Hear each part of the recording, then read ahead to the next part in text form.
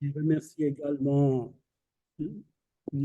l'ensemble de l'équipe du CIRAM qui a bien voulu m'inviter ici et me donner l'occasion justement de partager, d'échanger avec vous autour d'un sujet très actuel, mais qui nécessite un regard d'historien.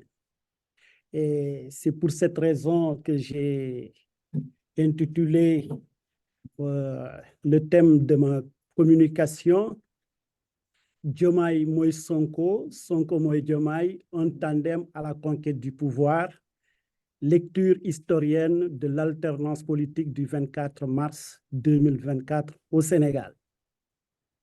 Donc, comme vous le voyez bien, Diomaye Moïse Sonko, Sonko Moïse Diomaye, c'est avant tout un slogan de campagne. Hein.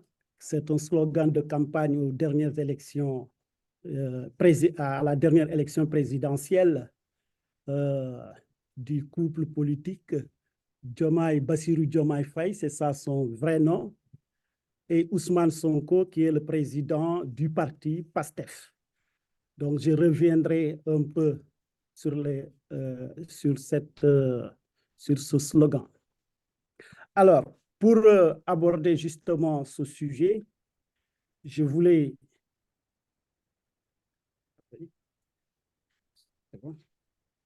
D'abord, noter que c'est le 24 mars que le candidat Bassirou Diomaye Faye, président de la coalition politique Diomaye Président, c'est comme ça que ça s'appelle, et que cette coalition qu'il a dirigée, qui gagne les élections au Sénégal, l'élection présidentielle au Sénégal avec 54% des suffrages.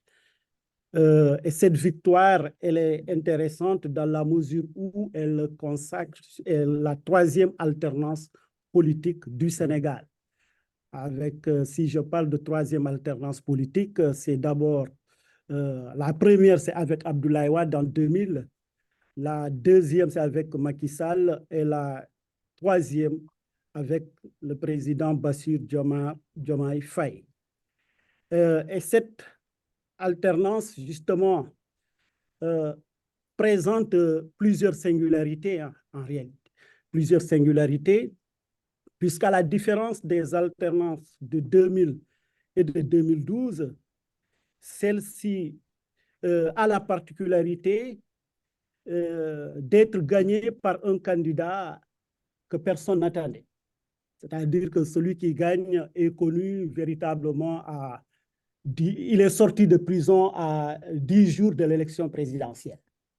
Donc, officiellement, les candidatures ont été publiées le 20 janvier. Et quand on a compris que la candidature de Ousmane Sonko, qui est le président de PASTEF, n'était pas admissible, et il avait mis en orbite Bassirou Diomaye Faye, qui était aussi en prison. Et lui et Bassirou Diomaye Faye sont sortis de prison à 10 jours des élections pour gagner justement l'élection présidentielle. Donc, c'est ce qui fait que c'est vraiment une particularité, mais c'est aussi une particularité dans la mesure où c'est pour la première fois qu'un opposant gagne dès le premier tour, pas au second. En Afrique, c'est vraiment une caractéristique majeure de l'histoire politique sénégalaise et ouest-africaine. Et troisième aspect important de cette singularité de cette élection présidentielle, elle se tient dans un contexte politique et institutionnel bouleversant. Bouleversant dans la mesure où l'élection présidentielle était initialement fixée le 24 février, le 28 février, je pense, 24 février. Et le 3 février, on nous annonce que cette élection est reportée à une date inconnue. Donc, il y a eu beaucoup de va-et-vient entre l'exécutif et le Conseil constitutionnel. Et finalement, avec la pression de l'opinion publique, l'élection a été tenue le 24 mars. Donc, c'est tous ces éléments, entre autres, qui font la singularité de cette élection présidentielle. À partir de ce moment, en tant qu'historien, je me demande, est-ce qu'on peut lire cette alternance politique en se fondant sur l'histoire des pratiques et cultures politiques du Sénégal depuis l'indépendance. Il est vrai, ce que je cherche à savoir, c'est comment historiciser justement le présent. Je ne vais pas peut-être m'appesantir sur le débat historiographique entre l'histoire du temps présent et les autres champs historiographiques, le débat épistémologique lié à ces questions, mais également, c'est parce que ça pose pour nous, historiens aussi, comment aujourd'hui écrire une telle histoire au regard de la diversité des sources qu'on a, mais au regard du caractère vraiment récent aussi des événements. C'est ce qui fait que je ne peux pas, c'est vraiment une réflexion que je démarre ici. Je me focaliserai surtout à voir quels sont, à travers ce qui s'est passé, quels sont les éléments que nous, en tant qu'historiens, qui sont des invariants de l'histoire politique sénégalaise, qui revient constamment. Ou est-ce qu'on peut même, en revisitant cette histoire politique du Sénégal, trouver des exemples pour essayer de comparer? Même si la comparaison, on connaît aussi, ça a toujours aussi des effets limitants. Mais de toute façon, c'est à cet exercice que je vais m'atteler en regardant, en articulant le passé et le présent. Alors, pour cela, il y a quelques éléments que je vais aborder dans une première partie. C'est rapidement de revenir sur ce que je considère comme étant les clés du succès électoral du tandem Diomaye-Sonko. Et dans une deuxième partie, on va voir comment, historiquement, on peut interpréter justement cette victoire du tandem Diomaye-Sonko lors de cette dernière élection présidentielle. Tout naturellement, le premier point, on verra ce que j'appelle ici l'essoufflement de l'hégémonie libérale, du cycle libéral au Sénégal, l'irruption de Pastef dans le champ politique, la naissance du tandem et les maladresses également, ce que moi je considère comme étant des maladresses du gouvernement, du président sortant dans la gestion du dossier Macky Sall. Et enfin, dans la deuxième partie, sera d'essayer de lire comment ce tandem peut être considéré comme une donnée politique permanente de l'histoire politique du Sénégal, tel que l'élimination du candidat, le PASTEF est-il l'héritier de la gauche politique sénégalaise? Pour la première partie, donc les clés du succès électoral du tandem Diomaye-Sonko, c'est ce que je considère comme étant l'essoufflement de l'hégémonie libérale. Alors, ce cycle a été entamé en 2000 et ensuite, en 2012, celui qui succède au président Abdoulaye Wade en 2012 est issu des rangs du Parti démocratique sénégalais, de Abdoulaye Wade, à savoir Macky Sall, et que ce cycle est essentiellement caractérisé par des réformes économiques d'envergure. Il faut le reconnaître que les 20 dernières années, le Sénégal a connu des transformations économiques très importantes avec des investissements massifs dans le domaine surtout des infrastructures. Que véritablement, les jalons de l'émergence économique et sociale du Sénégal ont été posés au cours des 24 dernières années sous le sous le régime du président Abdoulaye Wade et du président Macky Sall. Mais il est bon de constater aussi que ces réformes économiques ont été accompagnées par un développement aussi de la corruption, du clientélisme politique au sein de l'élite politique et bureaucratique.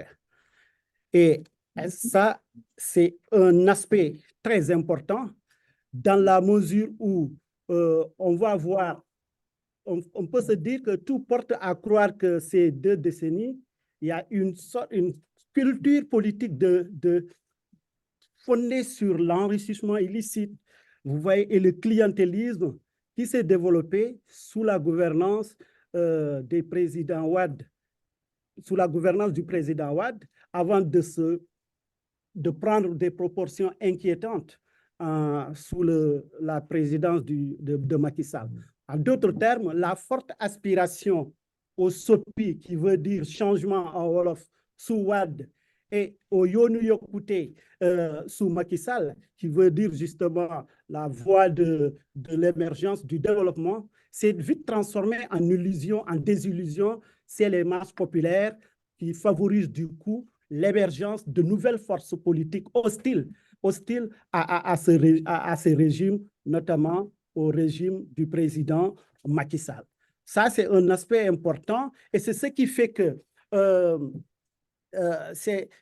cette situation va engendrer l'émergence de nouvelles forces politiques auxquelles tout le monde ne s'attendait pas à voir. Et c'est le cas, de PASTEF, qui est né en 2014 sous la direction de Ousmane Sonko. La figure de Ousmane Sonko est d'abord connue justement comme secrétaire général du syndicat des impôts et domaines. C'est un fonctionnaire de l'État qui travaillait aux impôts et domaines et qui, en 2014, avec ses amis, mettent en place le PASTEF, le Parti africain du Sénégal, du travail, de l'équité et de la fraternité. Donc, ce parti qui fait irruption dans l'espace politique avec Ousmane Sonko se fait remarquer en agitant des débats d'actualité et surtout des débats qui sont des débats qui posent la question de la malgouvernance, la question de la transparence surtout dans la gestion des lieux publics, la gestion des contrats pétroliers, parce que depuis la découverte aussi du pétrole, il y a eu cette question qui est revenue, en tout cas sur le champ politique. Donc, il propose en quelque sorte un discours alternatif qui rompt avec ce qu'il appelle lui-même le système. Le système étant entendu comme étant, le système étant incarné par le parti, par le pouvoir en place, par le pouvoir du président Macky Sall. Donc, il appelle à la rupture et à l'adhésion à ce qu'il appelle le projet dont les contours sont encore flous. Dont les contours sont encore flous, de mon point de vue. Alors, mais malgré tout, au regard de la paupérisation croissante, les gens adhèrent à ce projet-là. Et petit à petit, au plan idéologique, on va se dire, ce parti ne se positionne en réalité ni à droite, ni à gauche, encore moins au centre. Il se réclame dans ses textes, dans le site du parti, il se réclame d'une doctrine de pragmatisme. Il se concentre plus sur la défense de l'intérêt national et milite pour un panafricanisme du réel. Et en termes clairs, PASTEF est partout et nulle part. Il ne se réclame ni du socialisme africain de Senghor, premier président de la République du Sénégal, et de Mamadou Dia, président du Conseil du Sénégal, ni du libéralisme de Abdoulaye Wade ou du libéralisme tout court, encore moins de la social-démocrate ou du communisme. Donc, c'est pour cela que tout cela est encore véritablement flou. Peut-être des enquêtes, des échanges avec les responsables du parti pourra nous l'éclaircir davantage. Mais ce qui est quand même clair aux yeux de tous, c'est que le parti revendique son rôle d'être au service exclusif du peuple. Son orientation panafricaniste est aussi assumée. Et c'est ce qui le rapproche de toutes les organisations de la gauche et des mouvements panafricanistes. Vous voyez, le siège du parti, ils l'ont baptisé, c'est le siège Mamadou Dia, en référence au premier président de conseil, le premier ministre, en 1962, sous l'ère Senghor. Mais également, il revendique le panafricanisme de Cheikh Anta Diop. Il revendique aussi le panafricanisme de Thomas Sankara. Ce sont ces références au plan idéologique sur lesquelles je pourrais revenir un peu plus tard.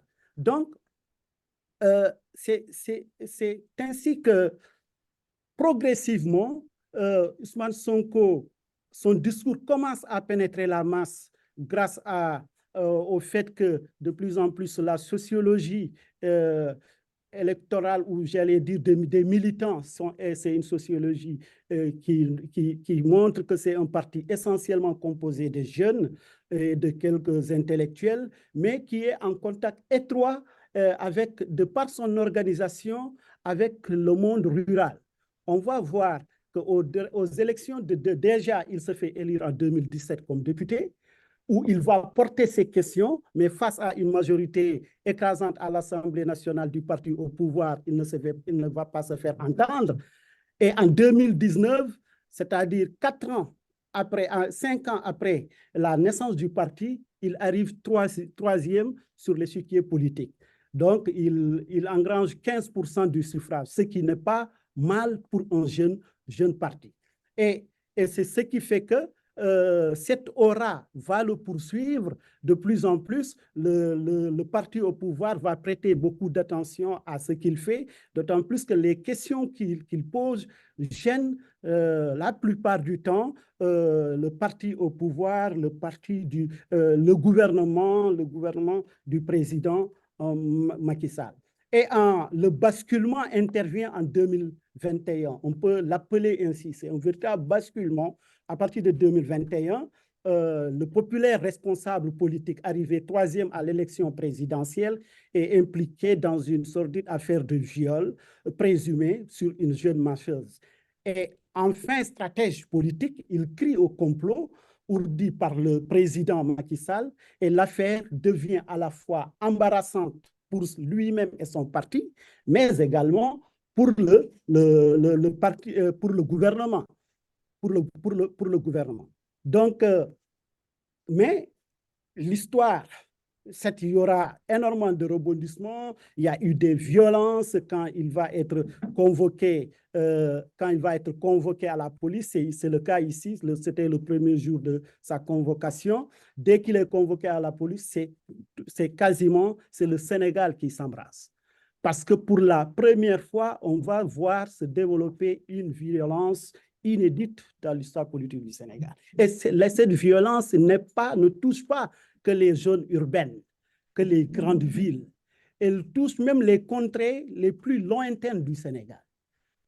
Et cela dénote un peu de la popularité de l'homme, mais également d'un fait politique et électoral qui n'a pas fait l'objet de beaucoup d'attention en réalité. Parce que si on analyse bien les résultats des élections présidentielles de 2019, on voit que le parti de Ousmane Sonko arrive premier, deuxième ou troisième dans toutes les circonscriptions électorales. Donc, et c'était rare au Sénégal de voir un parti d'opposition avoir un tel maillage sur toute l'étendue du territoire. Donc, et cela se voit maintenant lorsque cette violence éclate, mais c'est dans les coins les plus reculés où tu vois que les jeunes allumaient des pneus, etc. Donc, ça donne une idée de l'ampleur de la violence à la suite de cette première convocation. Et à partir de ce moment, il y a tout un discours fondé plus ou moins sur la violence qui va prendre de l'ampleur. Parce qu'il crie au complot, il appelle les jeunes à ce qu'ils appellent le gatsa, œil pour œil, dent pour dent, entre le pouvoir et l'opposition. Voilà. Et ce discours de violence va s'emparer des jeunes, et avec la magie des réseaux sociaux, on va avoir l'impression que nous sommes dans un cycle de violence interminable. Ouais. Et ce n'est pas pour rien que lorsque le parti au pouvoir va réagir, on va voir que ce sont les réseaux sociaux l'Internet qui sera automatiquement supprimé.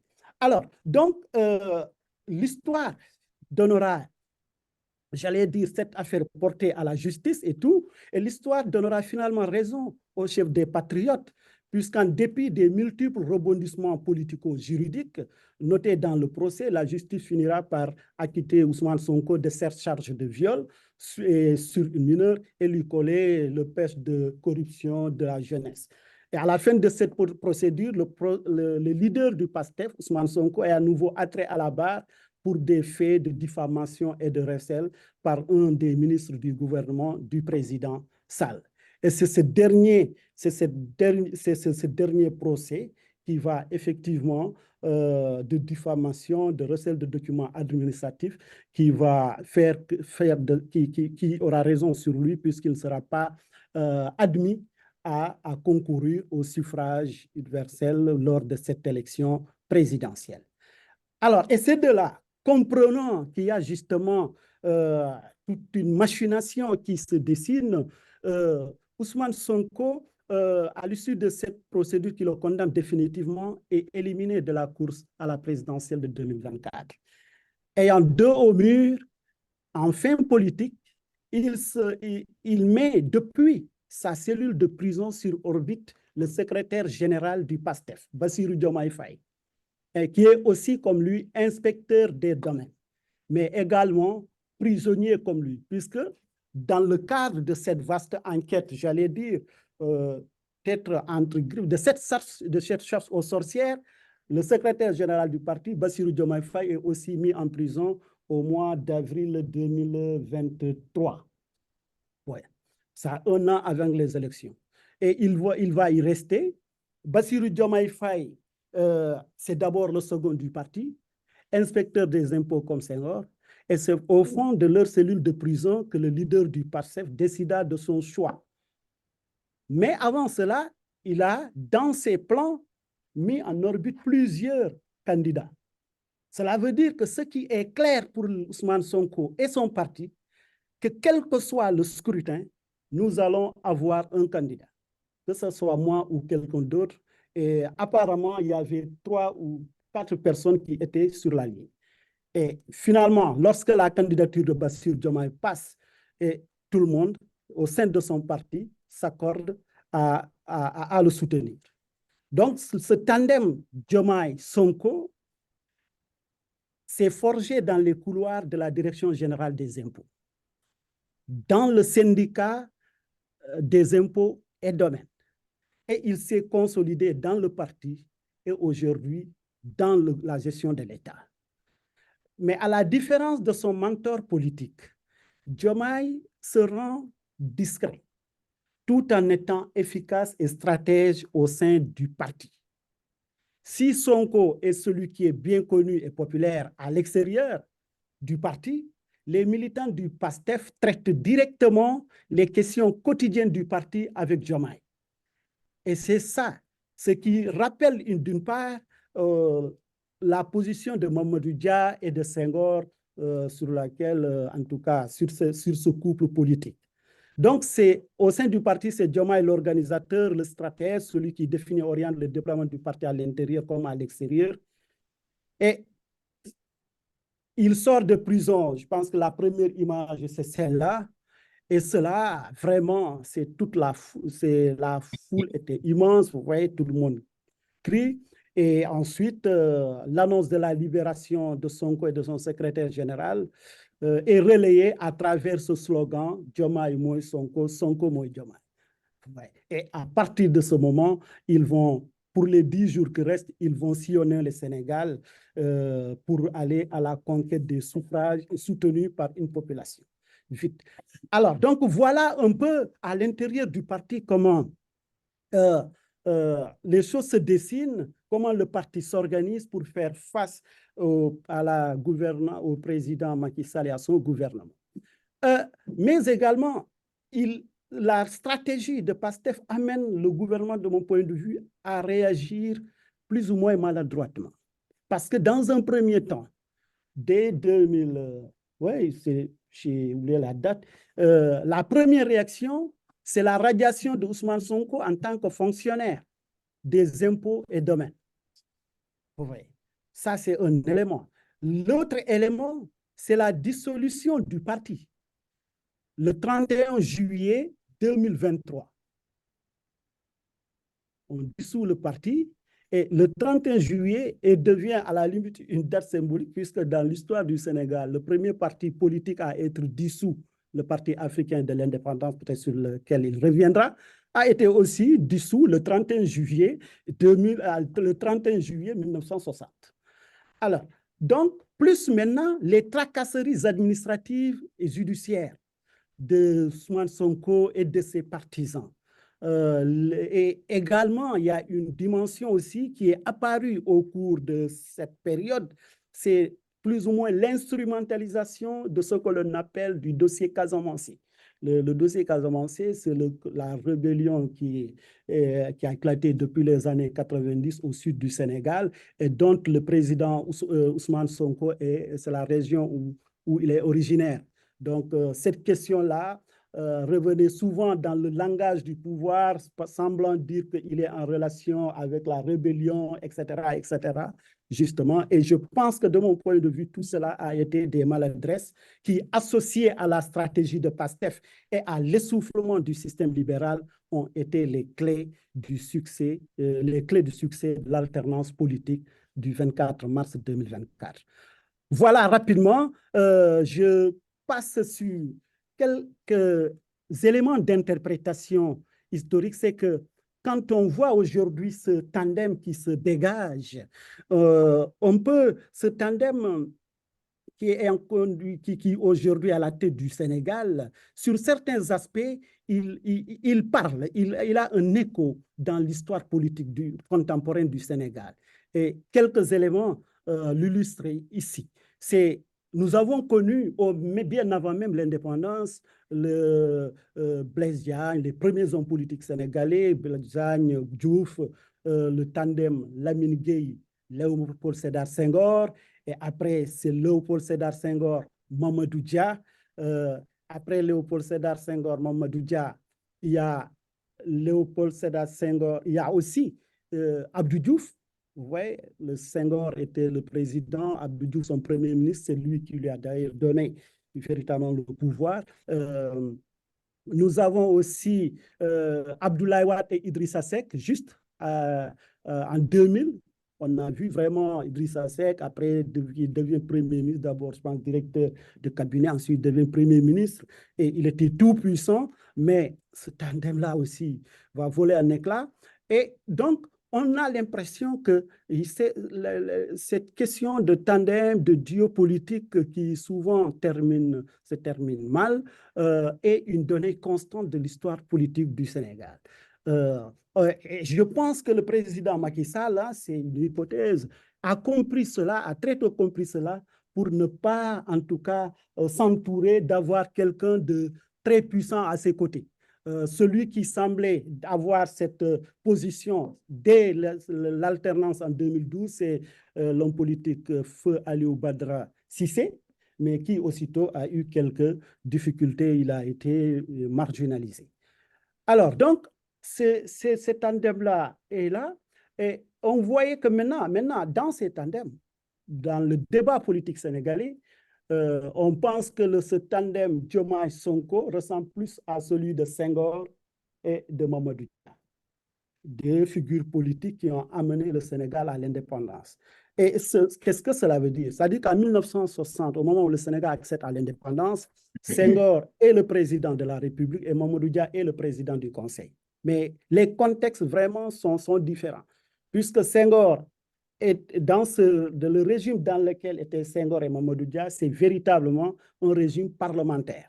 Donc, il y avait un bicéphalisme à la tête de l'exécutif. C'est véritablement le Premier ministre ou le président du Conseil qui avait les véritables pouvoirs. Et ce n'est pas le cas. Aujourd'hui, nous sommes dans un régime présidentiel où l'essentiel des pouvoirs sont détenus par le président de la République qui peut les déléguer à son Premier ministre. Et c'est pour cela que dès que Diomaye a été élu, je pense qu'on aurait appris qu'un certain nombre de pouvoirs ont été délégués au Premier ministre. Et ça, c'est ça qui agite souvent le débat politique au Sénégal. Et entre Senghor et Dia, ce couple politique vieux de 17 ans finit par éclater le 17 décembre 1962. Ça a été l'une des crises les plus graves de l'histoire politique post-coloniale du Sénégal, puisqu'elle met fin au bicéphalisme et Senghor installe le régime présidentiel au Sénégal. Donc, nous sommes dans le régime présidentiel depuis 1963. Et il y a aussi un aspect, c'est l'élimination des candidats à l'élection et également l'interdiction des partis. Je l'ai dit tout à l'heure. En ce qui concerne l'élimination des candidats, nous avons vu que c'est aussi un élément permanent de l'histoire politique du Sénégal. Le premier à être mis à côté, c'est Abdoulaye Ly, aux élections du 1er décembre 1963. Senghor, aussi maire hors jeu, Abdoulaye Ly, lors des élections législatives et présidentielles. Et ensuite, les cas les plus récents, c'est ceux de Macky Sall et de Karim Wade et de Khalifa Babacar Sall. Ouais. De potentiels candidats, en tout cas à la présidentielle, par des manœuvres multiples, sont arrivés à être écartés. Et je pense que tout cela va jouer sur ce qui se passe en 2024. Donc, on utilise ça, c'est tout l'aspect instrumentalisation de la justice ici qui se dégage, ou cette inféodation de la justice à l'exécutif qui amène souvent ces genres de ce résultat. Voilà. Continuer le développement. Voilà. Donc, je termine par la conclusion. Voilà, très bien. Donc, enfin, je termine par là. Par rapport à la gauche, j'ai le effleuré. Mais en définitive, si j'avais peut-être à construire, à faire une petite conclusion. En fait, ce n'est pas une conclusion, mais c'est plutôt des questions qu'on pourrait partager. C'est-à-dire que est-ce que le tandem Diomaye-Sonko va emprunter les mêmes pas que ses prédécesseurs, c'est-à-dire construire une hégémonie en bâillonnant ou en mettant la justice sous sa dépendance? Ça, c'est une question. À l'heure actuelle, on ne peut pas y répondre. Mais je pense que comment elle va construire, elle, son hégémonie? Comment elle va construire vraiment son leadership pour le reste, qui n'est pas, c'est un parti d'opposition qui est arrivé au pouvoir. Comment elle va? Est-ce que c'est en étouffant les libertés? Vous voyez, en tout cas, il y a par le biais de la réduction de comptes actuellement au Sénégal, vous voyez tout cela, c'est des éléments en tout cas de discussion. De toute façon, je me dirais que les gens aussi discutent beaucoup sur l'éclatement du couple Diomaye Sonko. Ça aussi, à l'image des autres couples politiques, est-ce que par le biais du pouvoir, par les enjeux du pouvoir qui se dessinent, est-ce que dans quelques temps, on pourrait penser que ce duo peut éclater? Bon, je pose la question à tout le monde et je vous remercie. Voilà, je pense avoir fait 33 minutes dans mon chrono. Voilà, je vous remercie de votre aimable attention et remercie aussi ceux qui nous écoutent depuis l'extérieur. Merci. Merci. Je propose que les questions, vous les réserviez à la toute fin, c'est-à-dire qu'on écoute plutôt ensuite Florian Bobin concernant pour nous faire part de pas de l'histoire de la politique du Sénégal. Je vous donne la parole. Merci bien. Je vais juste... Oui, absolument. Donnez-moi 30 secondes.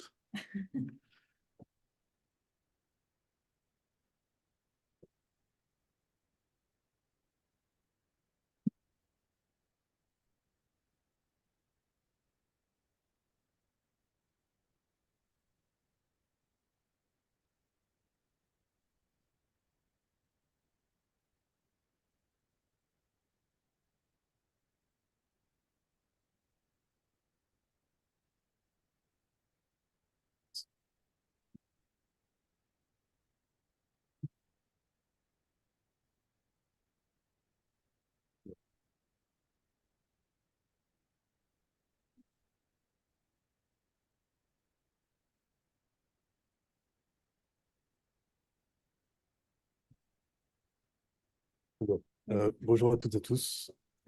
Alors, je suis également, pour ma part, étudiant-chercheur à l'université Cheikh Anta Diop de Dakar, auteur de ce livre ici, Cette si longue quête, vie et mort de Marblona Diop. Et ce sera le sujet sous-jacent, enfin, qui traversera ma communication aujourd'hui. Donc, ma communication fait suite à celle du professeur Moustapha Sow. Et ma communication a deux enjeux principaux, que sont le fait de resituer la trajectoire de la gauche sénégalaise.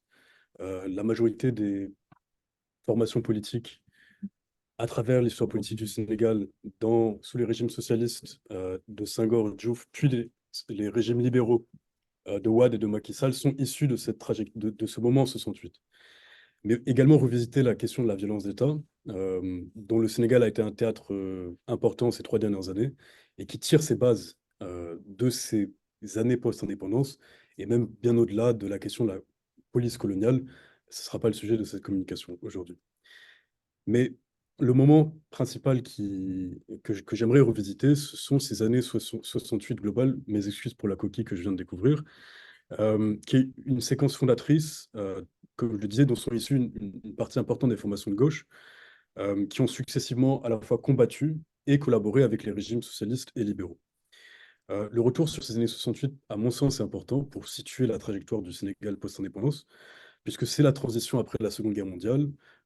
Les années 68 globales, comme l'illustre la photo que vous voyez, que les photos que vous voyez, sont un moment qui caractérise une époque, le Zeitgeist, avec la lutte contre la guerre au Vietnam, la lutte pour les droits civiques aux États-Unis, la lutte contre l'apartheid en Afrique du Sud, pour plus de liberté en Europe de l'Est et en Europe occidentale. Bref, c'est un moment fondateur qui, dans le contexte du Sénégal, peut être délimité plus ou moins entre 1966 et 1974. Donc 1966, c'est le moment où le parti au pouvoir devient officiellement le parti unique, puisque c'est le moment où la dernière formation politique, le PRA Sénégal, le parti du regroupement africain section Sénégal, fusionne dans la coalition gouvernementale. À partir de 66 jusqu'en 74, aucun autre parti politique de l'opposition ne sera autorisé. C'est donc le parti unique de fait que Senghor aimait à appeler le parti unifié. En fin 74, c'est le moment où le Sénégal connaît une ouverture démocratique limitée, je dirais même contrôlée.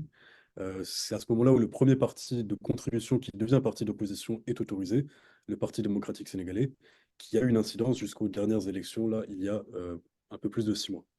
En même temps, c'est aussi la mise en orbite d'un parti politique qui jouera une part importante dans la deuxième moitié des années 70 et au cours des années 80, qui est le parti Andjef, qui est issu de la gauche clandestine de 68 et qui se formalise en tant que parti politique d'opposition clandestin à partir de 74. Donc cette fenêtre 66-74 correspond à peu près aux années 68 dans le contexte du Sénégal.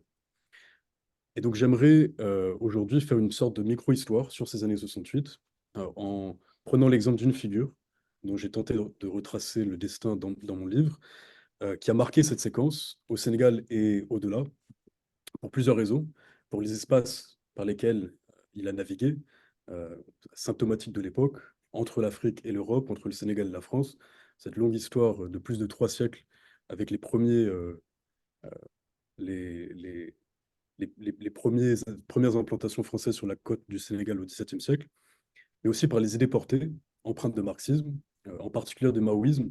On voit là les relations entre la Chine de Mao, passée par Paris au milieu des années 60, de retour à Dakar. Aussi pour la question de la violence de sa mort, qui met en cause la violence structurelle d'État dans un moment post-indépendance où les États se consolident. Et aussi la question de son héritage contemporain, puisque les 3, 4 dernières années qui ont été retracées dans la communication de Moustapha Sow ont aussi été marquées par une remobilisation de certaines figures que l'on pourrait appeler figures qui ont été consolidées dans un panthéon de résistants révolutionnaires, parmi lesquels Omar Blondin Diop figure. Alors pour revenir un peu dans le temps, resituer sa trajectoire, Omar Blondin Diop est le fils d'un médecin dit africain, qui est donc passé par l'école de médecine de Dakar, qui sera l'un des instituts précurseurs de l'université de Dakar, et d'une mère sage-femme, donc tous les deux, qu'on peut appeler de la bourgeoisie nationale sénégalaise. Mais rapidement, son parcours sera en fait, dès son enfance, marqué par une politisation de ses parents, puisque son père a été envoyé jusqu'au Niger pour insoumission à l'administration coloniale. Au moment de son service militaire, en tant que ressortissant des 4 communes du Sénégal, desquels les ressortissants étaient des citoyens français de plein droit, il réclamait les mêmes droits que ses collègues militaires français, ce à quoi il s'est fait refuser.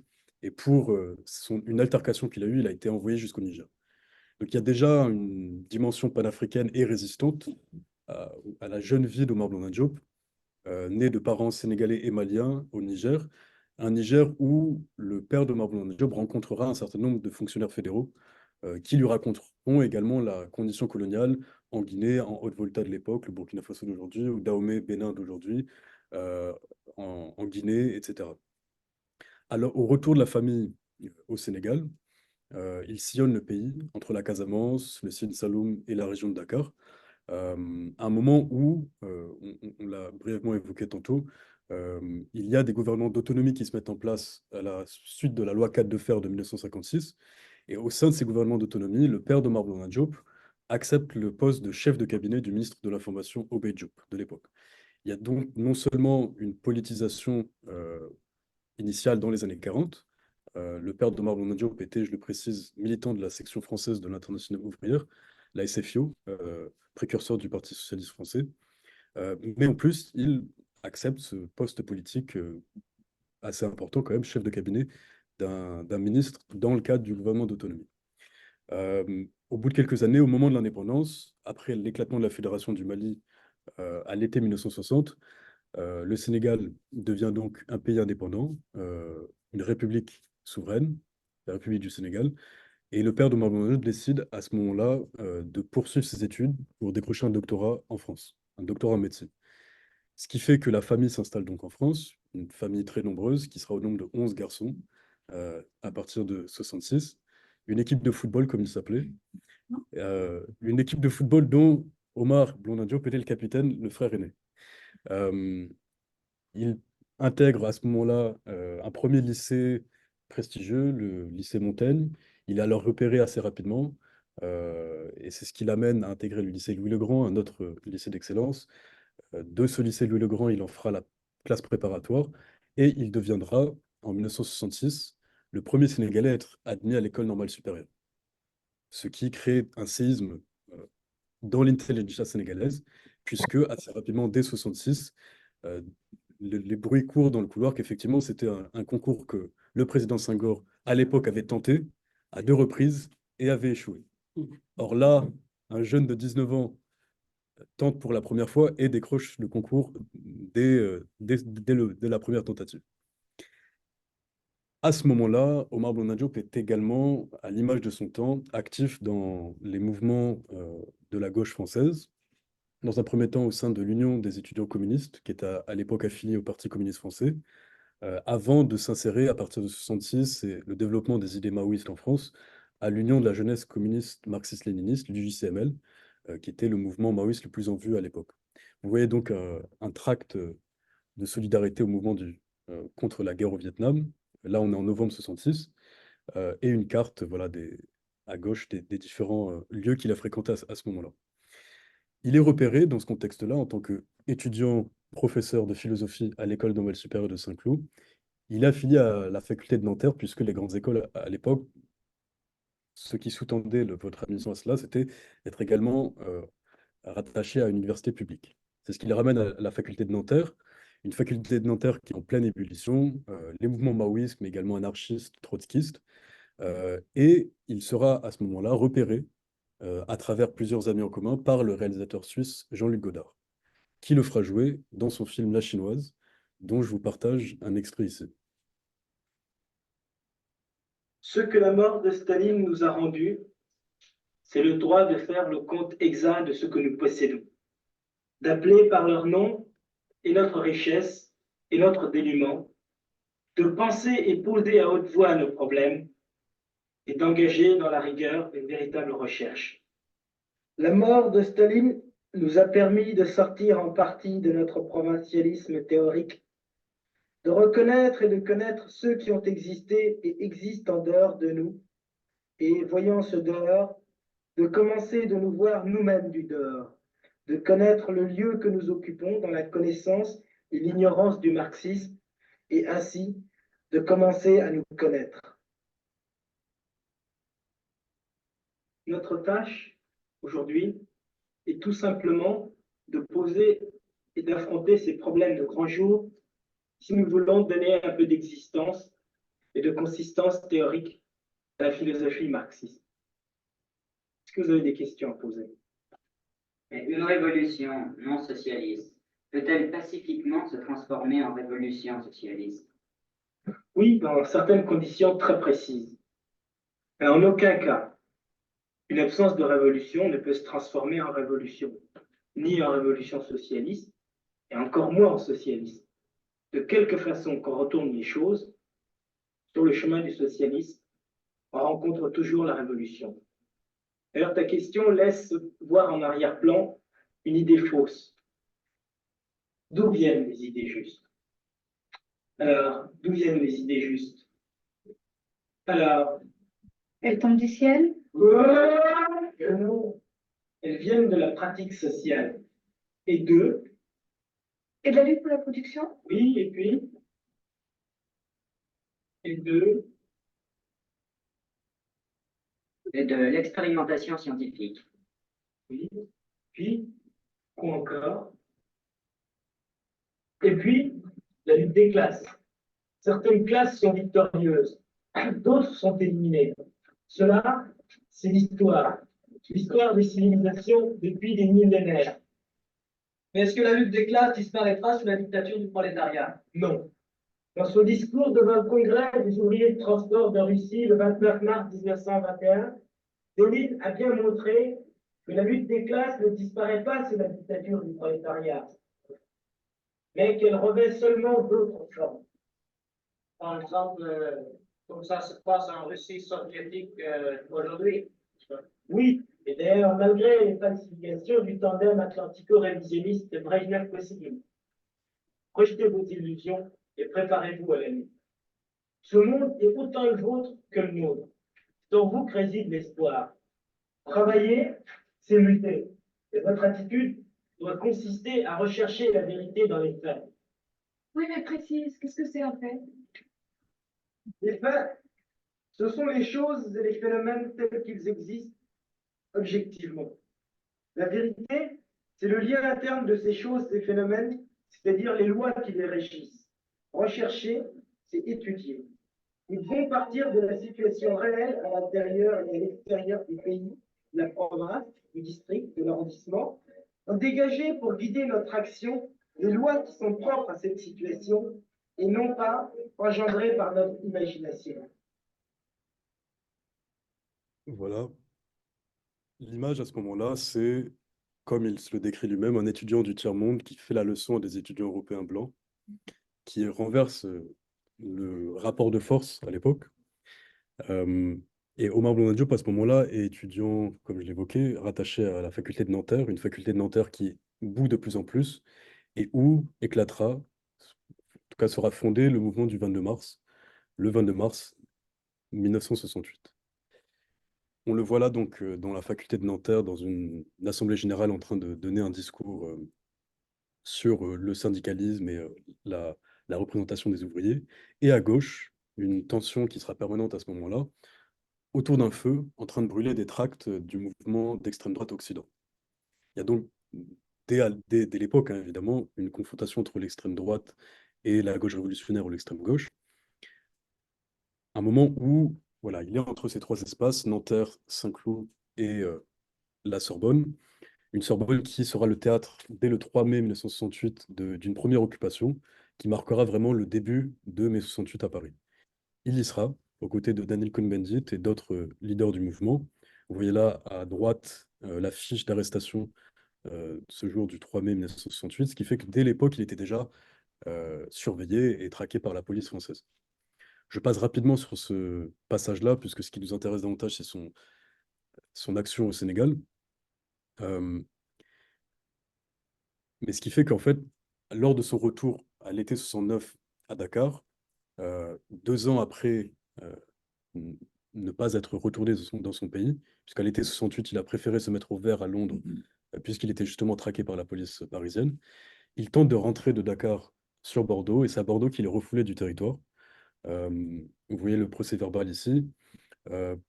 pour son action, non pas en mai 68, mais quelques mois plus tard, lors du regain de mobilisation au moment de l'automne 68. Il y a eu plusieurs actions à Nanterre. Il a été fiché pendant de très longs mois. Le préfet de police a alors remis au ministère de l'Intérieur, qui lui a remis au Premier ministre, une demande d'expulsion formelle. Ce qui fait qu'en 69-70, Omar Boun Diop, qui, je le rappelle, est né au Niger, mais a passé son enfance au Sénégal, retournait tous les étés au Sénégal, retourne dans un pays de force qui, en tout cas au quotidien, il ne connaissait plus depuis à peu près une décennie. Il retrouve donc son pays, sa famille habite, pour ceux qui connaissent Dakar, à la Sicap d'Arabis, et il arrive à décrocher un poste d'assistant de recherche à l'IFAN, donc rattaché à l'université de Dakar. À ce moment-là, il s'y plaît au fur et à mesure du temps, et il développe un certain nombre de projets qui seront en lien avec justement la gauche révolutionnaire issue de 68, puisque lui ayant fait 68 à Paris, il est en lien évident avec les 68ers sénégalais.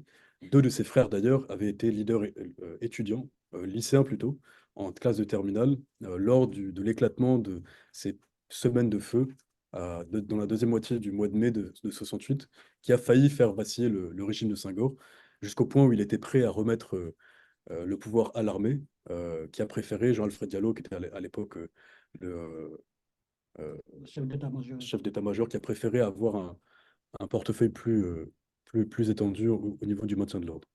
Toujours est-il qu'il s'insère dans cette gauche révolutionnaire-là, clandestine, et il a un certain nombre de projets, dont ce projet de théâtre urbain que vous voyez à votre gauche, qui vise à rétablir le contact avec le peuple et dire ce qui préoccupe et intéresse les populations, dans ce qui fait écho au théâtre de l'opprimé de Auguste Le Boal, du côté de l'Amérique du Sud, avec chaque personne qui jouerait son propre rôle sur scène, un peu comme lui dans La Chinoise. Donc, par exemple, lorsque des paysans sont joués sur scène, ce sont eux-mêmes qui se jouent, des ouvriers, etc.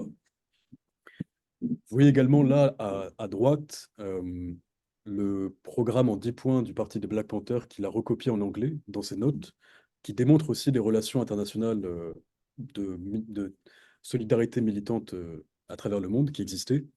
Euh, et ici, enfin, son intérêt, plutôt dans ces années 70-là, pour le situationnisme, avec le dernier exemplaire de l'International Situationniste. Finalement, au bout d'1 an, il est réadmis en France.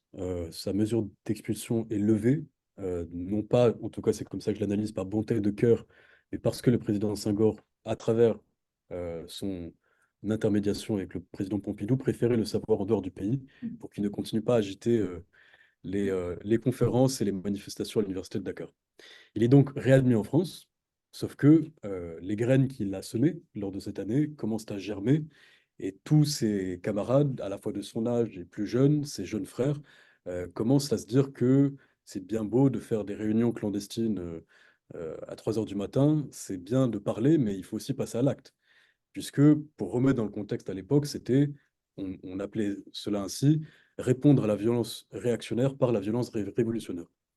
Il y a donc cette tendance plutôt engagée sur l'action directe qui se met en place, qui se déroule quelques mois avant une visite officielle du président français Georges Pompidou à Dakar. La première visite officielle de Pompidou en Afrique, dans ces grandes tournées africaines qui sont toujours aujourd'hui critiquées. Mais il y a une particularité dans cela, c'est que le président français Pompidou n'est pas que homologue du président Senghor. Il était également un ancien camarade de classe, puisqu'ils ont fait le lycée Louis-le-Grand ensemble à la fin des années 20. Il y a donc une longue amitié entre Oui. Pompidou et Senghor, qui est perçue Hein? comme étant Andi boobu j'ai pas vraiment été, très mais symbolique de ces yor na fi dina mën a institutions jox 50 ans. que l'on appellerait aujourd'hui France-Africain. À la veille de cette visite, quelques semaines auparavant, un groupe d'une quinzaine de militants, pour beaucoup influencés par Omar Blondin Diop lors de son passage en 69-70, décide de faire une action coup de poing qui est l'incendie du Centre culturel français à Dakar, qui est l'un des symboles les plus patents à leurs yeux du néocolonialisme culturel français. ma jox Il la léegi. la donne, donc, diffuse un tract qui s'intitule Appel au peuple sénégalais, et 3 semaines plus tard, le jour de la visite, décide de mener une action qui serait d'attaquer le cortège officiel à coups de cocktail Molotov. C'est l'air du temps, je le rappelle, mais l'action n'a pas pu être menée à bout puisqu'ils ont été repérés avant de pouvoir passer à l'acte, et arrestation, évidemment crime de lèse-majesté, une attaque en tout point de vue symbolique contre non seulement le président sénégalais, mais français également, visitent à Dakar. Tous les symboles sont réunis et ils seront condamnés à de très lourdes peines de prison après cette tentative d'attaque, euh, qui vont de 5 ans de prison à la prison à perpétuité assortie aux travaux forcés. Je reviendrai sur ce point-là puisque je ne dévoile pas encore l'identité de celui qui a été arrêté à la prison à perpétuité, puisque vous verrez le lien avec l'actualité dans quelques minutes. Ce qui incite donc le frère aîné Omar Blondin Diop, l'aîné d'une fratrie de 11 garçons, je le rappelle, à vouloir mobiliser les actions, son réseau autour de lui qui était influent dans la scène intellectuelle parisienne, qui connaissait bien un ensemble d'intellectuels et d'hommes politiques, tenter de mobiliser les moyens diplomatiques pour mener à l'arrestation, à la libération de ses camarades et de ses frères cadets. Il rencontre notamment Samir Amin, l'économiste égyptien très longtemps domicilié à Dakar, qui était également en lien avec Senghor. Il rencontre Aimé Césaire, poète martiniquais, camarade de la négritude de Senghor. Aucun de ceux-là qui se montrent pour autant sympathisants à leur cause, aucun de ces deux personnalités n'arrive, en tout cas ne se dit que leur simple lobbying pourra résoudre cette situation bien compliquée. Ce qui mène, après plusieurs semaines de réflexion, Omar Blondin Diop et plusieurs de ses camarades sénégalais établis à Paris à s'engager dans une formation à la lutte armée. Ce qui les mène dans un premier temps en Syrie, auprès d'un groupement de l'Organisation de libération de la Palestine, la branche du Fatah. Ils y passeront 2 mois à se former militairement au maniement des armes, réputation sur terre, tir dans la nuit. Avant, au bout de 2 mois, je passe tous les détails, il y a une affaire de vol d'argent d'un des camarades c'est très romanesque, hein. Finalement, ils se rendent à Alger, là où se trouve la section internationale du Parti des Black Panthers, qui était à l'époque dirigée par Aldous Cleaver, qui aurait été, dans les plans, l'intermédiaire entre le groupe des quelques Sénégalais et l'État algérien, mené à l'époque, dirigé par le FLN, le Front de Libération Nationale, qui avait mené les guerres d'indépendance. Sauf que au sein du parti des Black Panthers, il y a déjà des dissensions internes entre Aldous Cleaver et Hugh Newton. C'est la guerre interne, ce qui fait qu'ils n'ont pas la tête, en tout cas les Black Panthers qui étaient là, à penser à ces quelques Sénégalais qui veulent faire la guérilla dans leur pays.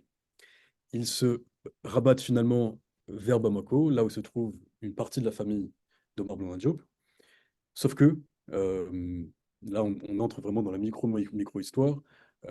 L'une de la cousine de Blondin Diop est convoitée à ce moment-là par un des membres de la junte militaire menée par Moussa Traoré. Et donc, les membres du comité militaire sont quasi quotidiennement, ou en tout cas toutes les semaines, au sein de la maison familiale. Une maison familiale qui est menée par des grands débats théoriques sur le grand soir et la révolution à venir. La junte militaire les repère donc assez rapidement. Ils sont dans une situation de semi-clandestinité, en lien avec d'anciens dignitaires du régime de Modibo Keïta qui avait été déposé quelques années auparavant. Et à la veille d'une visite de Senghor, qui souhaite à tout prix éviter le fiasco de la visite de Pompidou à Dakar, demande à la junte militaire malienne d'arrêter en prévention tous les exilés politiques sénégalais qui se trouvent à Bamako. Une partie du Parti africain d'indépendance qui avait été dissous ce 31 juillet, 1er août 1960, dont Majmoud Diop, le dirigeant, se trouvait à ce moment-là à Bamako.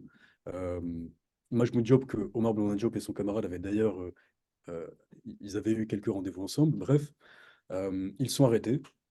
Ils sont incarcérés dans les commissariats de Bamako pendant plusieurs mois, avant d'être finalement extradés vers Dakar, jugés par le tribunal spécial qui avait été mis en place par le régime de Senghor au début des années 60, condamnés à 3 années de prison, sans enquête ni instruction, et incarcérés à Gorée, sur cette funeste île qui a été l'un des carrefours du commerce des esclaves pendant des siècles entre l'Afrique et l'Amérique. Finalement, avant même d'arriver à ce moment-là, je tiens à vous montrer cela pour aussi élargir la perspective de cette micro-histoire-là. Omar Blondin Diop, à ce moment-là, est incarcéré, donc il est isolé de toutes ces rencontres qu'il avait pu faire au cours des années 60 et au début des années 70, que j'ai tenté de cartographier ici, entre Paris, Dakar et Bamako notamment. et de tous les mouvements aussi qu'il avait fréquentés ou desquels il était sympathisant à travers le monde, donc dépassant largement les frontières du Sénégal ou de la France, embrassant aussi les combats contre la guerre au Vietnam, pour la libération des colonies portugaises, notamment la Guinée-Bissau, la Guinée portugaise de l'époque, qui était en pleine guerre de libération au début des années 70. Bref, il est coupé de tout cela, et finalement, on pourra revenir là-dessus sur les circonstances exactes de cet événement-là lors de la discussion, mais il est déclaré mort dans sa cellule le 11 mai 1973, ce qui crée des scènes de violence urbaine extrêmement importantes que Dakar n'avait pas vues depuis mai 68 et qui font écho à celles que le Sénégal a vécues ces 3 dernières années.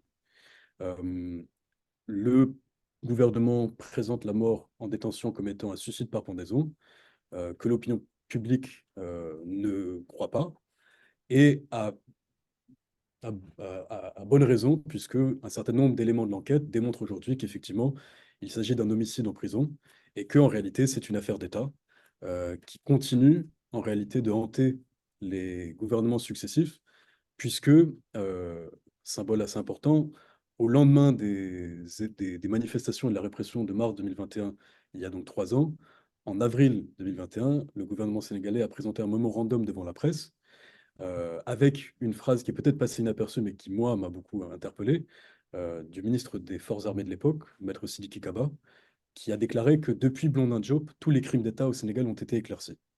Ce qui en fait révèle 2 choses. D'une part, que Blondin Diop a effectivement été victime d'un crime d'État, d'une part, et qu'en réalité, il y en a eu depuis. Ce que tout le monde sait, mais c'est intéressant qu'en tout cas, ce sont des autorités publiques qui le reconnaissent.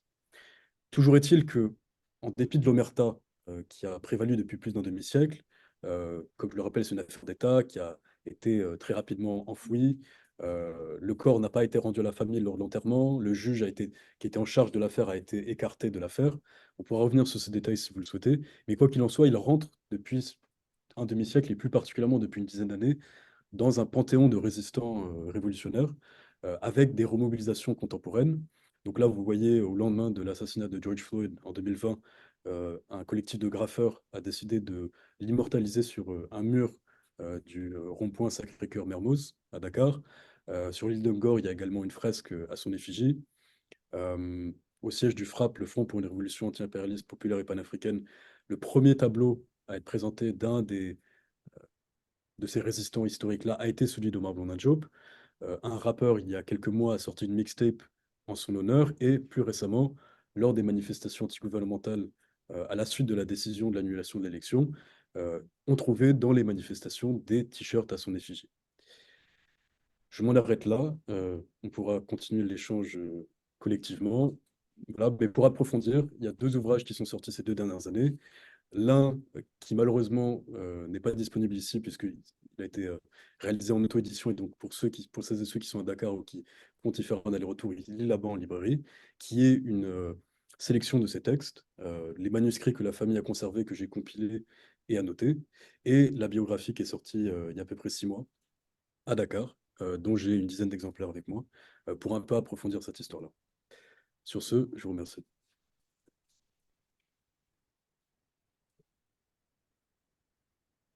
Alors, je propose un tour de table. Ça me dit que vous pourrez poser une question. On prend 2, 3 questions pour après puisse répondre. Et s'il vous plaît, des questions courtes pour que beaucoup dans la salle puissent réagir à ce que l'on vient d'entendre. Alors, allons-y. On peut commencer, si vous voulez. Oui. En fait, moi, je ne suis pas un très grand connaisseur de l'histoire politique sénégalaise, mais en tant que Tunisien, on suivait de loin et on savait. L'idée qu'on avait, c'est que c'était un pays vraiment très stable, une démocratie pacifique et tout. Et la deuxième conférence me prouve qu'il y avait quand même des choses dans cette démocratie. Pour nous, le Sénégal a toujours été une démocratie depuis son indépendance. Mais ma question, en fait, elle concerne la première intervention. Parce que vous avez posé la question de l'avenir de ce tandem-là.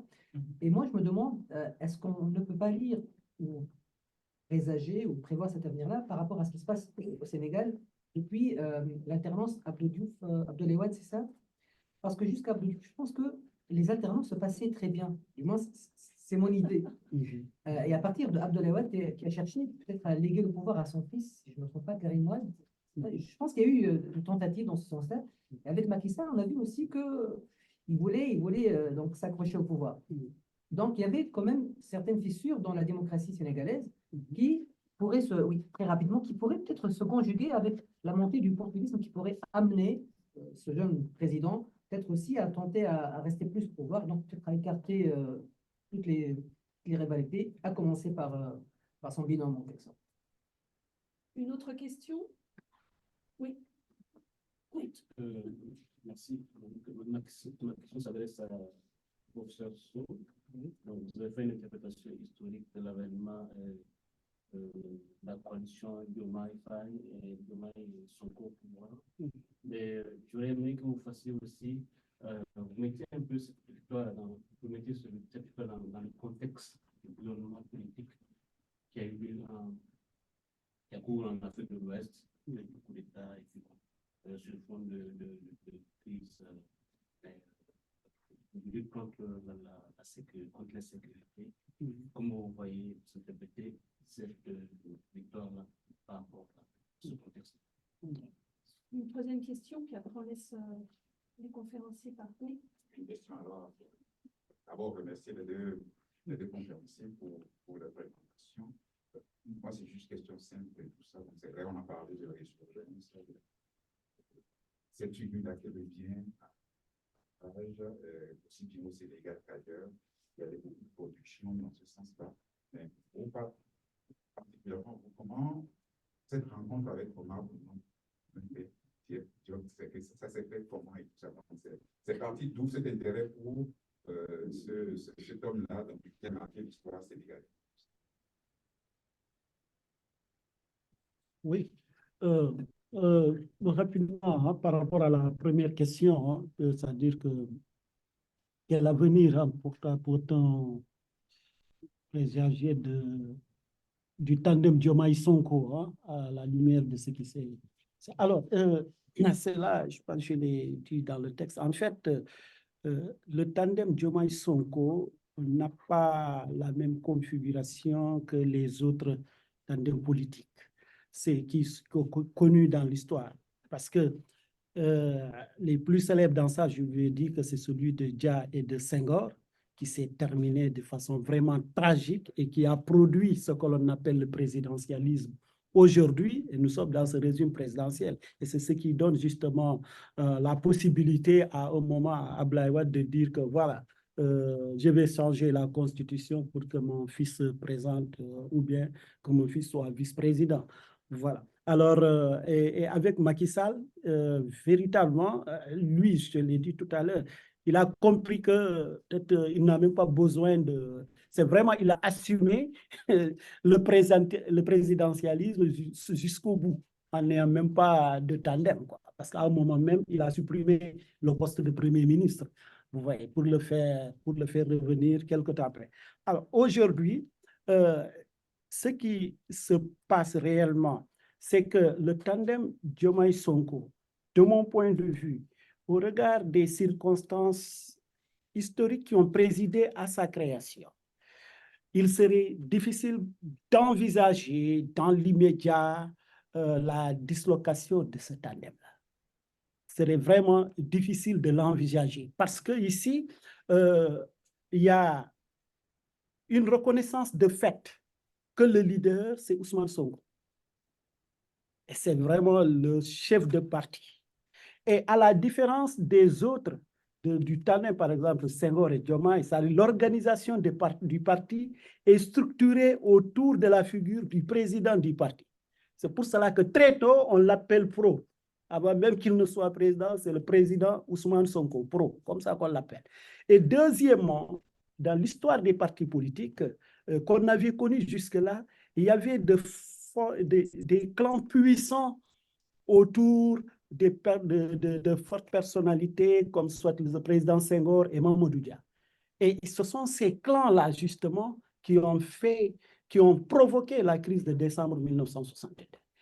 Ici, pour le moment, en tout cas, il n'y a pas cette lutte de tendance.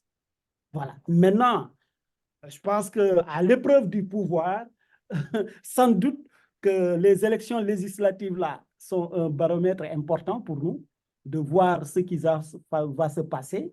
Mais là aussi, il faut noter que Sonko a décidé que tout le monde va partir aux élections législatives, en tout cas lui et ses alliés, sous la bannière de Pastef. Voilà. Donc, vraiment, je pense qu'il est encore, de mon point de vue, il n'y a pas véritablement de signe qui pouvait permettre de penser que, voilà. Maintenant, comment ils vont construire leur leadership, ça, c'est une question ouverte.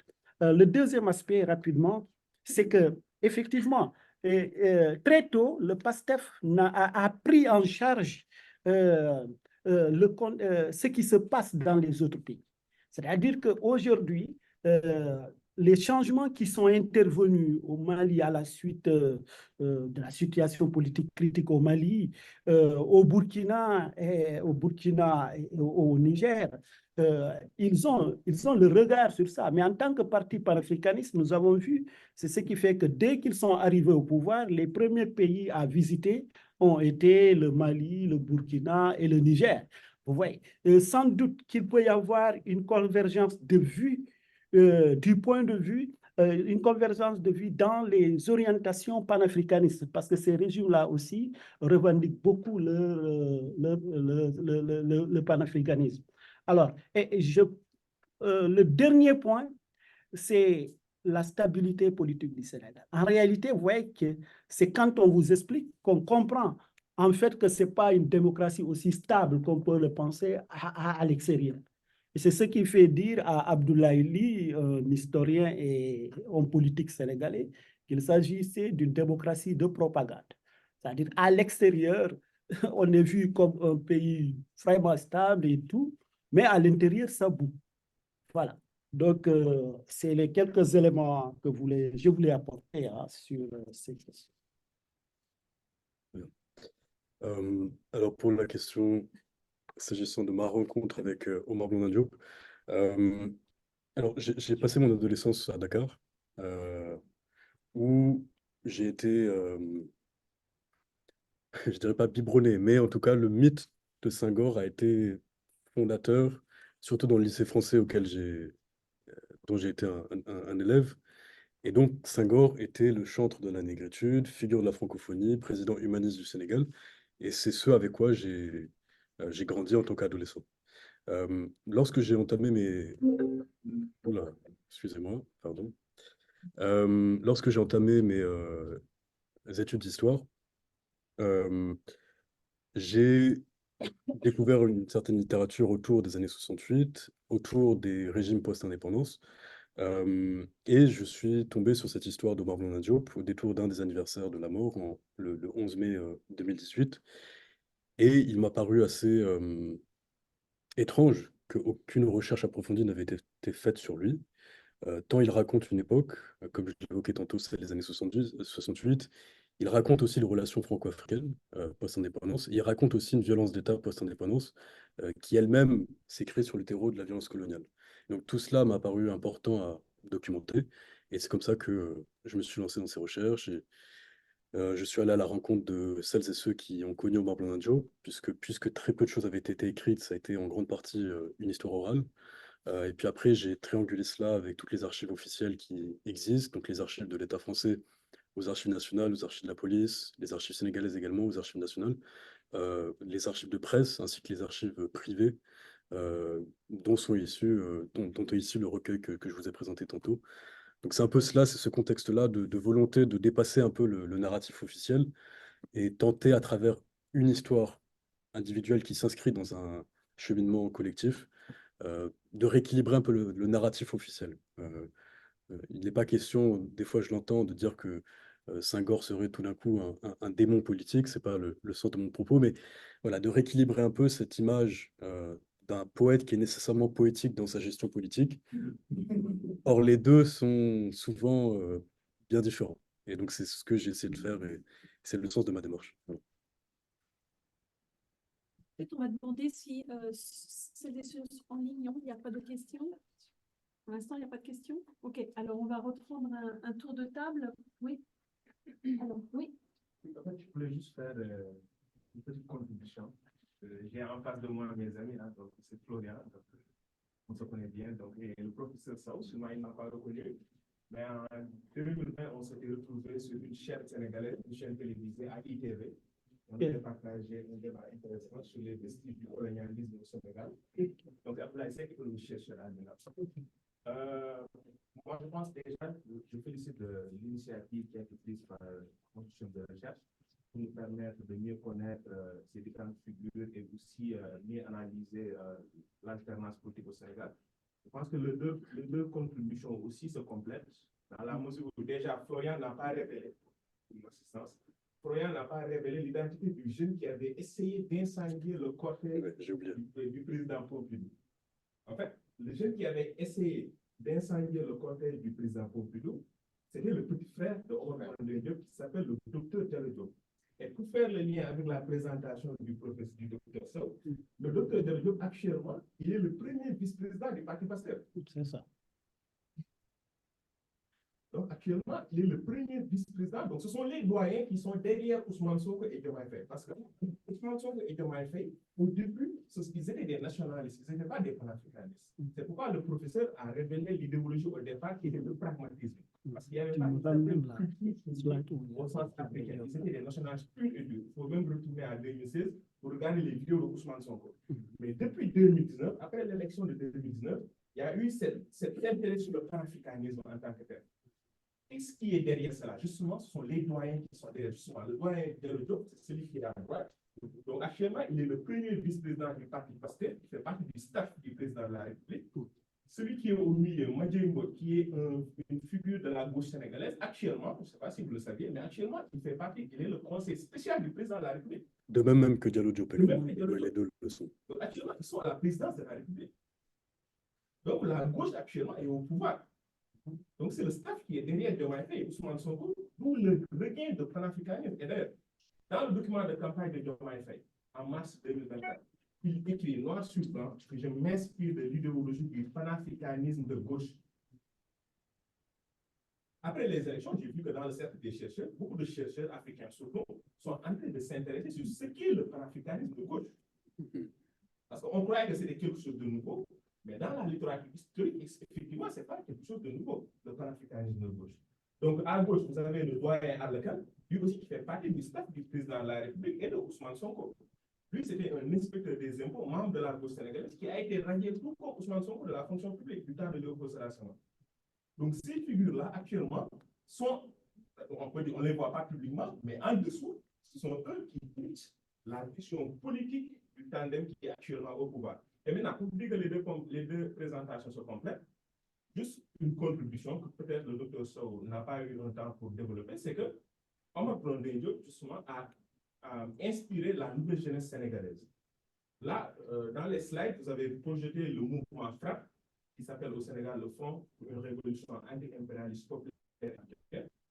Et ce mouvement-là, vous avez vu, Florian, que derrière, il y a l'image d'Omar Blondin Diop, qui est là, voilà. Donc, le mouvement FRAP, c'est en bas, là où il y a les micros, pour la conférence de presse.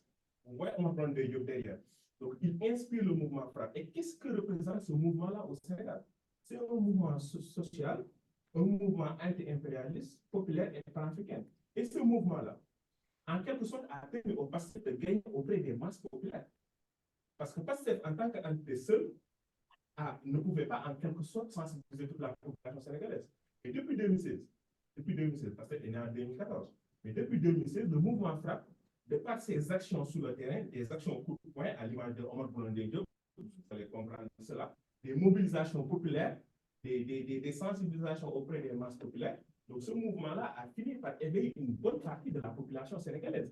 Et ça a permis au parti PASTEF de pouvoir prendre le volet politique, parce que le mouvement-là ne pouvait pas aller aux élections. Ils disent qu'ils ne vont pas aux élections, ils sont juste là auprès de la population.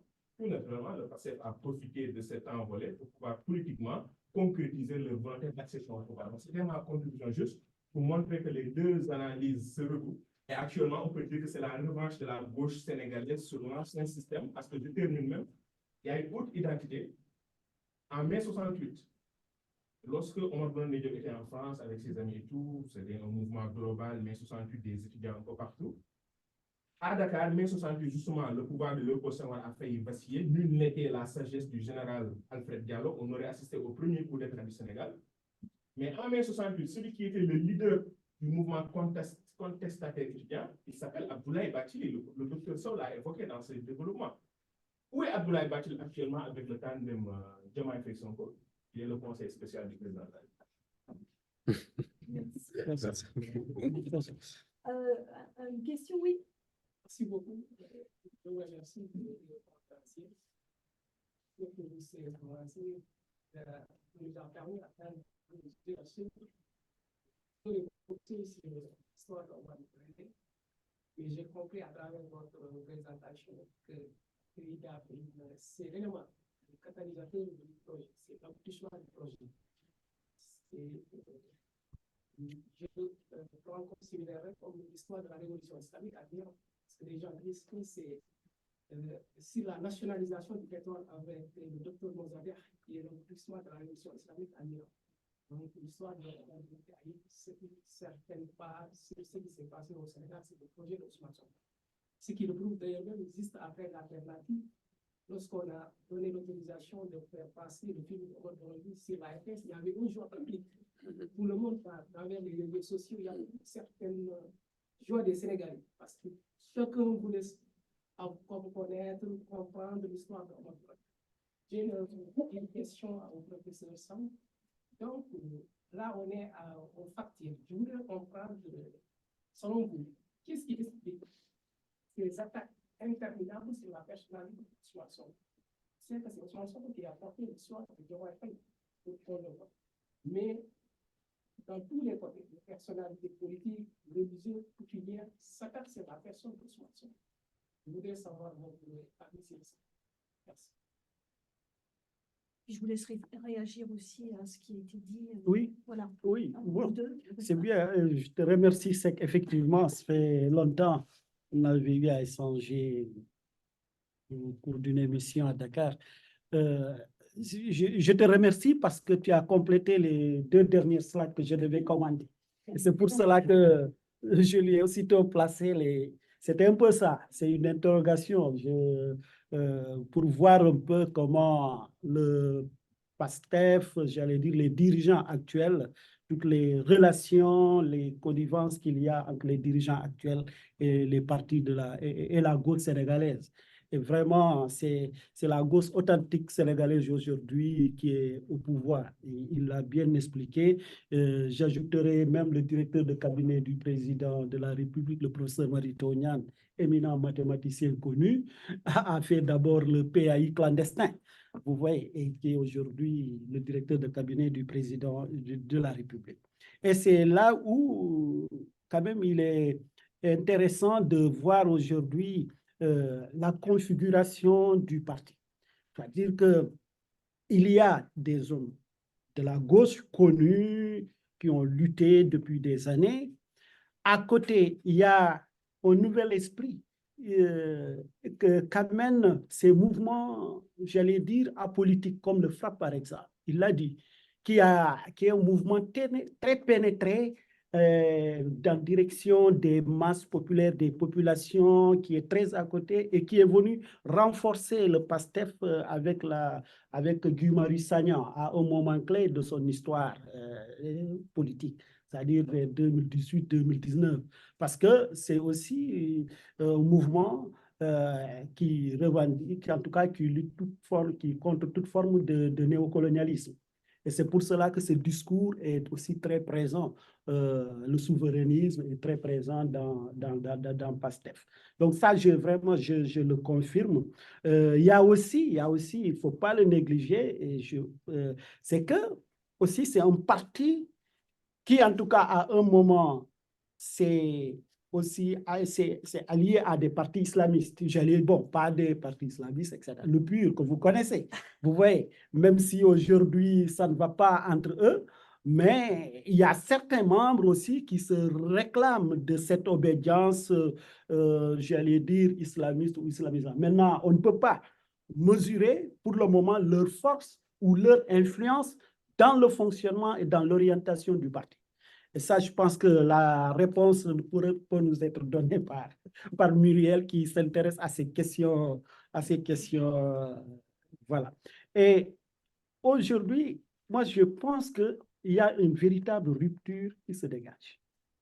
C'est-à-dire qu'on a les hommes qu'il faut de par leur parcours politique, c'est-à-dire on n'a pas au pouvoir des hommes qui ont, depuis leur petit âge, qui ont été nourris à la chose politique. On n'en a pas.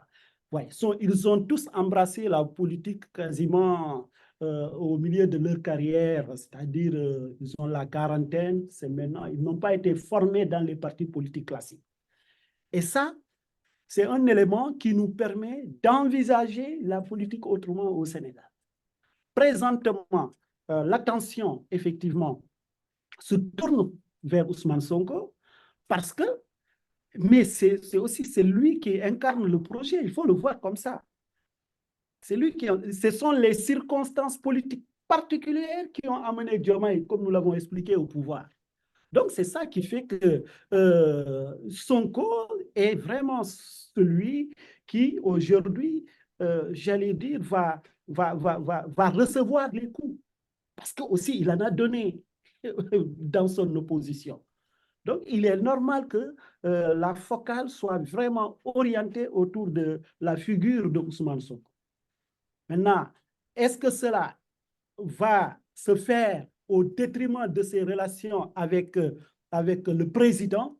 Il est difficile de le saisir pour le moment, mais ce qu'il faudrait dire, c'est que le président Diomaye, même récemment, il l'a dit publiquement, et c'était à la limite difficile un peu de le comprendre, parce que quand le journaliste lui a dit, mais est-ce que tu ne penses pas que Sonko est en train de lorgner ton pouvoir? C'est l'expression qu'il a utilisée. Il a dit non, il ne s'agit même pas de lorgner. Je lui demande de bien le regarder et de se préparer à le prendre. Alors, quand le chef d'État répond de la manière, vous comprenez un peu tout ce qu'il est dit. Et moi, je vois mal, parce que la personnalité de Diomaye, il ne s'est pas préparé à ça, et je ne le vois pas comme un politicien classique qui est omnibulé par le pouvoir. Quelles que soient les possibilités de transformation, c'est-à-dire que le pouvoir transforme. On a un peuple juste Ousmane Sonko. Voilà. Donc, mais ce que je vois, moi, au-delà de ça, c'est que en réalité, quand je regarde son parcours scolaire, son parcours professionnel, tout n'indique pas que c'est quelqu'un qui est véritablement omnibulé par la chose politique. Et je pense que quand le moment se dessinera, il saura véritablement distinguer les enjeux et avec son mentor et le remettre à un bon endroit si possible. Et la chose la plus importante que j'ai aussi apprise récemment, c'est qu'ils discutent régulièrement. Et tant que cette discussion, ces échanges réguliers existent entre eux, il y a peu de chances que le couple éclate. Parce que Senghor et Dia, ça a été un des éléments, cet élément de distanciation a provoqué, justement, a permis à d'autres de s'interférer au point qu'à l'époque, Senghor n'arrivait pas régulièrement à recevoir son premier ministre, à discuter avec lui de questions importantes. C'est souvent, vous voyez, et en le faisant ainsi, ça crée une distance qui permet justement aux clans qui se forment autour de chacun de pouvoir imposer le vote. Donc, je pense que fondamentalement, ça c'est le conseil peut-être qu'on peut leur donner, c'est de continuer à échanger et à échanger franchement. On va terminer notre rencontre par Florian. Oui, réagir. Oui, rapidement sur ces deux points. Sur la question de la gauche, effectivement, là, la photo qu'on a choisie est assez représentative de ce qu'on vient d'évoquer, puisqu'en fait, il s'agit de la cérémonie de fusion à l'intérieur du PASTEF, avant que le PASTEF ne s'appelle Parti africain du Sénégal. Le PAS, au début, c'était Parti du Sénégal pour le travail, l'éthique et la fraternité. Il est devenu Parti africain du Sénégal il y a donc 3 ans, en 2021. Vous voyez Madi Mbodj ici derrière, qui était issu de la gauche maoïste, et Diallo Diop, qui lui est issu, qui est par ailleurs celui qui a voulu faire l'attaque sur le cortège du Pompidou, mais qui a ensuite rejoint Cheikh Anta Diop dans son Rassemblement national démocratique. Tout ça pour vous dire qu'il y a cette frange-là de la gauche qui a été derrière PASTEF depuis plusieurs années. Puis après, il y a celles qui, dans les années 90, sous Diouf, et puis ensuite avec Wade, qui ont accepté quelques ministères. Il s'agit donc du PIT de Amadou Soro, du LD de la Ligue démocratique de Ablaye Bathily et de Ande Diouf de Jean-Luc Savané. Le dernier point que je voulais faire, c'est qu'en fait, cette séquence des 3 dernières années pose aussi une question, a posé des questions structurelles qu'avait déjà posé la crise de 2011-2012, mais qui là, en fait, ont été vraiment à une ampleur beaucoup plus importante, que sont la question de la violence d'État, de la structuration de la police et le fonctionnement des prisons, qui ont été sursaturées avec des arrestations arbitraires littéralement par milliers. La question aussi des pouvoirs conférés au président de la République dans ce système présidentiel-là, l'hyper-présidentialisme qui prévaut depuis la Constitution de mars 1963, après l'écartement de Mamadou Dia du pouvoir, ainsi que la question de l'indépendance de la justice, qui a été largement bafouée ces dernières années. Toutes ces questions-là, je pense, c'est des questions structurelles qui ne sont pas automatiquement taclées par une simple élection, qui méritent en tout cas réflexion, et ce sont, je pense, des chantiers qui ont commencé à être attaqués avec des assises de la justice notamment, et on verra, effectivement, il y a énormément d'interrogations, mais tout ça pour dire que je pense, parmi les deux tendances qui font le lien entre les années 68 et aujourd'hui, c'est effectivement la permanence de forces de gauche qui ont plus ou moins de force ou de poids à l'intérieur des gouvernements, et cette question de la violence d'État qui perdure et pour laquelle, en tout cas pour l'instant, il n'y a pas encore de réponse, mais on verra dans les prochaines années. Voilà. On va remercier les conférenciers. Je laisse la parole à Henri pour le reste de la journée. Merci à vos conférenciers pour cette discussion et merci également à vous d'être venus nous entendre, nous écouter. On aimerait que les échanges se poursuivent dans une ambiance beaucoup plus conviviale. Et pour ça, vous pouvez bien en se joindre à nous au Fonds allié. C'est sur le campus au niveau du bâtiment des Carmélites. Typo de rentrée à l'entrée de Sierra. Merci. Et des exemplaires, si jamais des gens sont intéressés. Bien sûr, ouais, bien sûr. J'ai même pas d'argent. Est-ce que, si vous